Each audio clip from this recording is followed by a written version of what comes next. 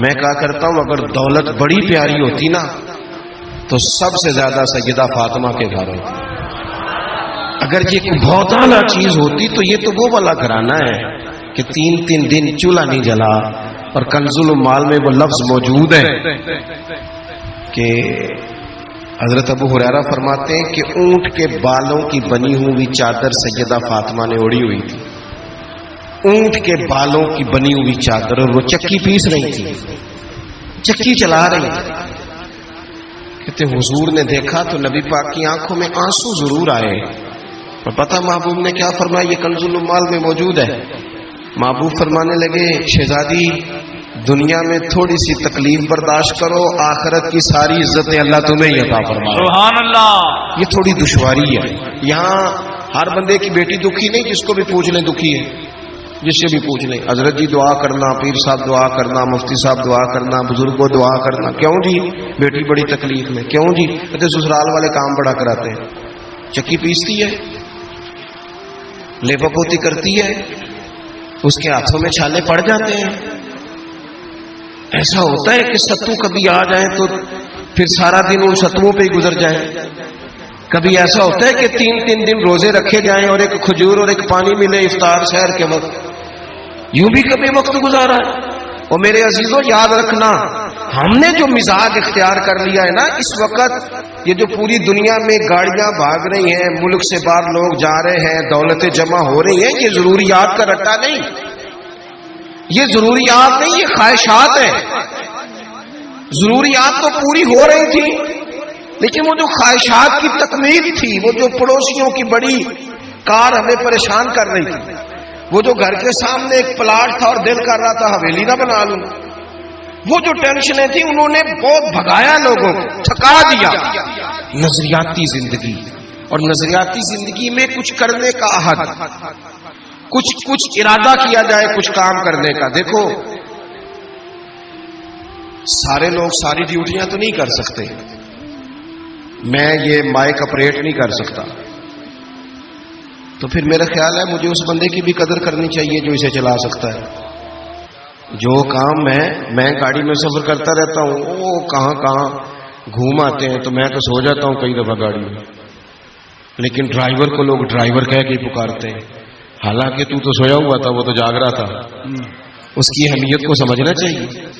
ہم نہ زندگی میں کوئی بھی کام کریں, ایک تو کام کریں, اور جو ایک کریں زندگی میں لیکن ذرا سونا کر کے کریں. کوئی ایک مقصد بنا لیں, کوئی ایک مقصد ہو, کوئی ارادہ ہو, کوئی پروگرام ہو. نہ سمجھ آئے تو بخاری میں حدیث موجود ہے, ایک بوڑھی اماں حضور کی مسجد میں جھاڑو دیتی تھی, اور چلو کچھ کرتی تو تھی نا یار. اور دیکھو سعادت, جھاڑو وہاں دیتی ہے جہاں 70,000 فرشتے سویرے آتے ہیں, 70 شام آتے ہیں. سبحان اللہ, سبحان اللہ. حضور کی مسجد شریف میں جھاڑو دیتی ہے خاتون. ہمارے ہاں تو خیر امام خطیب کی بھی کوئی قدر نہیں ہوتی, کوئی نہیں ہوتی. امام کبھی کو مشورہ دے لے تو کہتے ہیں سلامہ زیادہ دیتا ہے, مولوی نواں لے آؤ, مشورہ زیادہ دیتا ہے, اس کو چینج کرو. اور مسجد کے خادم کی کوئی حیثیت, لیکن جو مسجد میں جھاڑو دینے کی فضیلت ہے نا, حضرت بابا فرید صاحب سے جب کوئی بندہ کہتا تھا نا دل بڑا پریشان ہے, تو بابا صاحب کہتے تھے مسجد میں جھاڑو دیا کر, اللہ سکون عطا کرے گا. سبحان اللہ, سبحان اللہ. مائک میں نہ بولیں جی, سنے بات.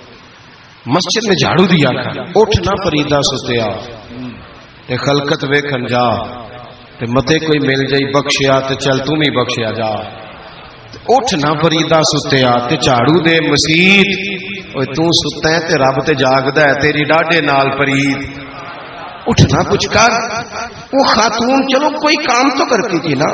دیکھو نا گلی سے گزرتے ہیں لوگ, اب وہاں کھڈا ہے, سب کا موٹر سائیکل گاڑی سب تنگ ہوتے ہیں. جو بندہ ابھی گزر رہا ہے نا روڈ پہ, وہ تبصرہ کر رہا ہے کہ دیکھو بلدیہ والے صحیح نہیں کراتے. تبصرہ جو سارے کرتے ہیں, ایک کئی تے ایک دابڑا, 2 بندے درکار ہیں, راستہ ٹھیک ہو جاتا ہے. پر اتنی محنت کرنے کو کوئی تیار ہے, کیونکہ ہمارے ملک میں جو شہر سب سے عام ہے وہ تبصرہ ہے.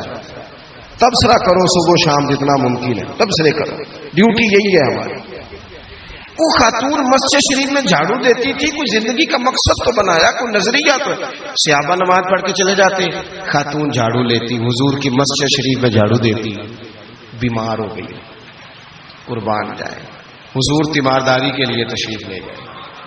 رات کو انتقال ہو گیا، ٹھنڈ کا موسم تھا، حضور کا حکم ہے جلدی تدفین کر دو. صحابہ نے تکلیف دینا مناسب نہ جانا، اس خاتون کی تدفین کر دی. سارا کچھ جاننے والے رسول جو فرش پہ کھڑے ہو کے عرش کی خبریں دے، وہ تشریف لائے اور آ کر کے پوچھا خبر کیوں نہیں دی مجھے اس بوڑھی کے جنازے کی؟ کوئی کام تو کرتی تھی نا، کوئی ڈیوٹی تو تھی نا، خبر کیوں نہیں دی؟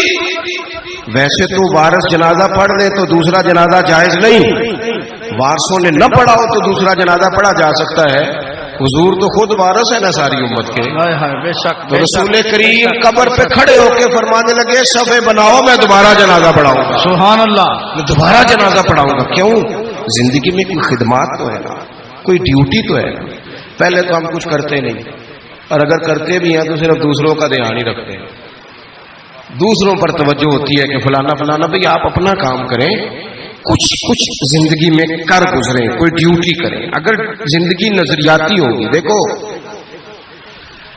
ڈھیر سارے لوگ ہوتے ہیں، نام میرا ہی شاید آئے گا کہ مدرسہ انہوں نے بنایا ہے، مسجد انہوں نے بنائی، میرا ہی نام آئے گا اگر کہیں میں بناؤں گا. لیکن زمین دینے والے کا بھی ایک کردار ہوتا ہے، اس میں نقشہ نویس کا بھی ایک کردار ہوتا ہے، اس میں ایک اینٹ خرچ کرنے والے کا بھی کردار ہوتا ہے. پھر وہ کام ختم نہیں ہوتا. سریا وہ لینٹر ڈالنے والے جو ہوتے ہیں، ان میں جو سریا باندھنے والا ہے وہ بھی ایک قیمتی کردار رکھتا ہے. پھر کہتے ہیں الیکٹریشین کو بھی بلاؤ. پھر یہاں بھی کام ختم نہیں ہوتا. پھر اور اس کے گرد ڈھیر سارے لوازمات ہیں. جو بندہ جو کردار ادا کر، عالم اگر کتاب لکھ بھی دے تو ہو سکتا ہے کتابت نہ کر سکے، اور اگر کاتب بھی ہو تو ہو سکتا ہے اسے پبلش نہ کر سکے. تو یہ کچھ نہ کچھ خدمات، کچھ نہ کچھ ڈیوٹیاں. حضرت مولا علی شیر خدا نے چھوٹی عمر میں کہا تھا یا رسول اللہ دین کی مدد بھی کروں گا، آپ کی حفاظت بھی کروں گا. 63 سال عمر پائی اور ہر میدان میں اگلی صفوں میں، ہر میدان میں اگلی صفوں میں، ہر میدان میں اگلی. حضور سے وعدہ کیا تھا یا رسول اللہ ڈیوٹی کریں گے، خدمت کریں گے. ہمارے ہاں یہاں تو منصوبہ بندی ہو رہی ہے. امام غزالی سے آ کے کسی نے کہا حضور کو بندہ مخلص ملتا ہی نہیں، یہ بھی غلط ہو گیا وہ بھی غلط ہو گیا. تو امام صاحب فرمانے لگے چل تو ہی مخلص ہو جا، تیری شکل میں تو کچھ لوگوں کو مخلص بندہ مل جائے، کچھ کر تو صحیح نہ صرف تبصرے. حضرت مولا کائنات نے عمر مبارک ساری دین کی خدمت میں لگائی. تو جب 63 سال کی عمر میں خنجر لگانا تو لوگ تو کہتے ہیں نا میرے پتر کا دھیان رکھنا اور میرے بچوں کا خیال کرنا اور فلانی ڈیوٹی کرنا. تو جب خنجر لگا تو حضرت علی کیا کہہ رہے تھے؟ فرما رہے تھے مجھے کعبے کے رب کی قسم علی تو کامیاب ہو گیا ہے. یہ دیکھو پانی پرن سہیلیاں تے رنگا رنگ کڑے تے پریا تے اس دا جانی ہے نا جس دا توڑ چڑھے. فرمایا دیکھو میں نے کوئی ارادہ کیا تھا، آج میں کامیاب ہوا. باتیں زیادہ نہیں کرنی، بس ختم کرتا ہوں. جب یوں نظریاتی زندگی ہوتی ہے نا، نظریاتی، پھر بندہ تھوڑی سی تکلیف بھی سہ لیتا ہے. کوئی کام کر رہا ہے نا بندہ. صحیح بخاری میں حدیث ہے، ایک خاتون نے آ کے عرض کیا تھا یا رسول اللہ صلی اللہ علیہ وسلم مجھے مرگی کا مرض ہے، بڑی تکلیف میں. اللہ کے محبوب علیہ السلام سب کے لیے دعا کرتے، بلکہ حضور تو دستے شفا پھیرتے تو اللہ کرم فرما دیتا. لیکن نبی پاک صلی اللہ علیہ وسلم کی خدمت میں عرض کی یا رسول اللہ صلی اللہ علیہ وسلم مرگی ہے. تو آج حضور نے انوکھی بات کی. وہ پیچھے صاحبزادہ بشیر صاحب تشریف لائیں، آگے تشریف لے آئیں. نبی پاک صلی اللہ علیہ وسلم نے نا جی آج نظریہ سمجھایا. توجہ ہے آپ دوستوں کی میری بات پر. حضور فرمانے لگے اگر تو کہے تو میں دعا کرتا ہوں اللہ شفا دے دے گا، اور اگر تو کرے صبر. مانا کیا ہے؟ مرگی کے ساتھ ہی گزارا کرے. اگر کرے صبر تو پھر میرا وعدہ ہے رب جنت عطا کرے گا. سبحان اللہ. ویسے ہم پیر صاحب کے پاس، سید صاحب کے پاس، بزرگوں کے پاس جائیں، پیر صاحب ہمیں کہیں کہ گوڑا ٹھیک کرانا ہے درد کے یہاں جنت چاہیے، ساڈا کی جواب ہے اے گوڈے دا کچھ کرو نا جی، یہ سون نہیں دینا. یہی جواب ہے نا. لیکن نظریاتی لوگ نظریاتی ہوتے ہیں. نبی پاک صلی اللہ علیہ وسلم نے فرمایا کہ تو بتا اگر تو کہے تو دعا کرتا ہوں اللہ شفا دے دے گا، اور اگر صبر کرے تو پھر تیرے لیے جنت ہے. اس خاتون نے 1 منٹ نہیں لگایا سوچنے پہ. یہ نظریاتی لوگ ہوتے ہیں. عرض کی یا رسول اللہ آپ دعا کر دے رب مجھے جنت ہی عطا کرے. سبحان اللہ. کیا مطلب کہ میں گزارا کر لوں گی مرغی کے ساتھ, صبر کر لوں, مجھے اللہ جنت دے. حضور نے دعا کر دی. خاتون عرض کرنے لگی حضور جب مرغی ہوتی ہے تو جسم سے کپڑا ہٹ جاتا ہے, حیا آتی ہے, خاتون ہوں, عورت ہوں, تکلیف محسوس کرتی ہوں. محبوب نے دعا کر دی. صحابہ کہتے ہیں جتنی بھی مرغی ہوتی تھی اس کے کپڑے نہیں جسم سے ہٹتے تھے, جتنی مرضی بھی ہو کپڑا قائم رہتا تھا. دیر تک وہ بوڑھی اماں زندہ رہی. خواتین ایک دوسرے سے کہا کرتی تھی کسی نے جنتی دیکھنی ہے تو اس بی بی کو دیکھو, اسے دنیا میں حضور نے جنت کی بشارت. سبحان اللہ. نظریہ ہوتا ہے, نظریہ. ویسے آنا جانا, تصویریں بنانا, گھومنا پھرنا, پلاننگ کرنا چلتا رہتا ہے, لیکن جو نظریاتی لوگ ہوتے ہیں انہیں ذرا تھکاوٹ بھی تھوڑی ہوتی ہے. نظریے کے لیے کام کر رہے ہیں نا, وہ بھاگتے ہیں, ان کا بھاگنا انہیں تھکاتا نہیں. جب آپ نظریاتی ہیں تو صبح قیامت پہ نظریاتی اور غیر نظریاتی لوگوں کا نتیجہ کیا ہے؟ یوم نحشر المتقین الی الرحمن وفدا. اللہ فرماتے ہیں یہ جو متقی ہوں گے نا انہیں رب کی بارگاہ میں پیش کیا جائے گا قیامت میں, پر مہمان بنا کے پیش کیا جائے گا.